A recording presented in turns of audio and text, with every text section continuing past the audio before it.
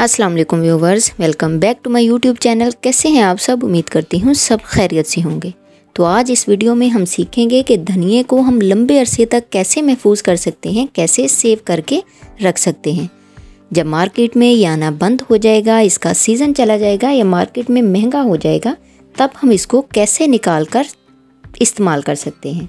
तो सब आज की वीडियो में आपको सीखने को मिलेगा।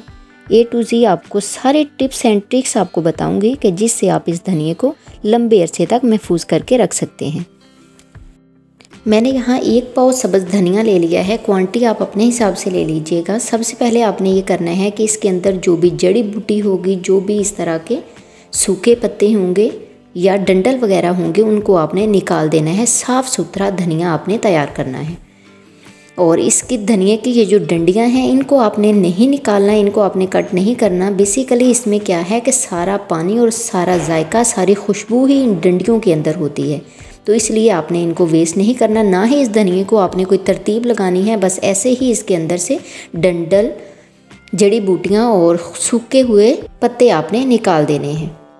इसके बाद आपने एक बड़े सारे बर्तन में यक ठंडा पानी ले लेना है। यक ठंडा पानी नहीं तो नॉर्मल पानी डाल के उसमें आपने ज़्यादा सारी बर्फ़ डाल देनी है, ताकि पानी अच्छे तरीके से ठंडा हो जाए। जब पानी अच्छे से ठंडा हो जाएगा तो फिर जो धनिया हमने साफ़ करके रखा हुआ है, उस धनिए को हम इस पानी के अंदर डालकर अब हमने धोना है।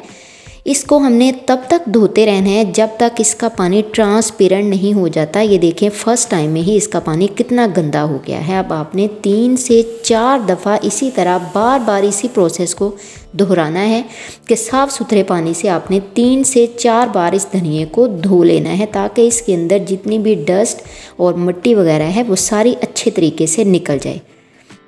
इसके बाद अब हमने क्या करना है, हमने किसी साफ़ सुथरी सरफेस पे इस धनिए को फैला देना है। हमने इसका कलर भी चेंज नहीं करना और ना ही इसकी खुशबू को वेस्ट करना है। तो आपने इसको पंखे के नीचे 1 घंटे के लिए फैलाकर छोड़ देना है। धूप में फैलाने की गलती नहीं करनी। अगर हम धूप में इसको ड्राई करेंगे तो इसका कलर भी एक तो ख़राब हो जाएगा, दूसरा इसके अंदर जो खुशबू होगी, जो टेस्ट होगा, वो भी ज़ाया हो जाएगा। तो आपने 1 घंटा इसको पंखे के नीचे रख कर सुखा लेना है। ये देखें, मैंने 1 घंटा इसको पंखे के नीचे रखा है। इसका कलर आप देखें बिल्कुल वैसे का वैसा ही है, चेंज नहीं हुआ, और इसकी फ्रेशनेस भी वैसी की वैसी ही है। अब आपने इसको इस स्टेज पर भी तरतीब नहीं देनी है। रैंडमली आपने इसको उठाना है और इसको 2 हिस्सों में डिवाइड करके इस तरह से आपने इसकी कटिंग कर लेनी है। कटिंग आप बारीक कर लें, मोटी कर लें, जिस साइज़ की भी कटिंग आप करना चाहें आप कर सकते हैं। मैं यहाँ सालन वगैरह के लिए इसको सेव कर रही हूँ, तो मैं इसकी कटिंग थोड़ी बारीक बारीक करूँगी। इस तरह से मैं सारा धनिया ऐसे ही बारीक बारीक कट करके रख लूँगी। आजकल मार्केट में इतना फ्रेश और इतना सस्ता ये धनिया मिल रहा है कि जो धनिया यहाँ पे मैं कट कर रही हूँ, इस्तेमाल कर रही हूँ, ये मुझे तकरीबन 10 रुपये में मिल गया है। तो बजाय इसके कि आप महंगा धनिया ख़रीदें, अभी से ही इसको लें इस तरह से कट करके और आप इसको सेव कर लें। ये आपका तकरीबन 1.5 से 2 महीने तक ख़राब नहीं होगा। आप इसको इस्तेमाल करें, ईद पे इस्तेमाल करें। स्पेशली आप इसको तब इस्तेमाल करें जब मार्केट में ये बहुत ज़्यादा महंगा हो जाता है या मार्केट में आना ही बंद हो जाता है। तो इस तरीके से अगर आप सेव करके रख लेंगे ना, तो आपको कोई भी मुश्किल नहीं आएगी। अब इस धनिए को सेव करने के लिए आपने इस तरह का कोई भी बॉक्स ले लेना है, या कोई टिफ़िन ले लेना है, या कोई जार ले लेना है। वो चाहे आप शीशे का ले लें या इस तरह प्लास्टिक का ले लें। उसको आपने अच्छे तरीके से गर्म पानी से धो लेना है। उसके बाद उसको ड्राई करना है।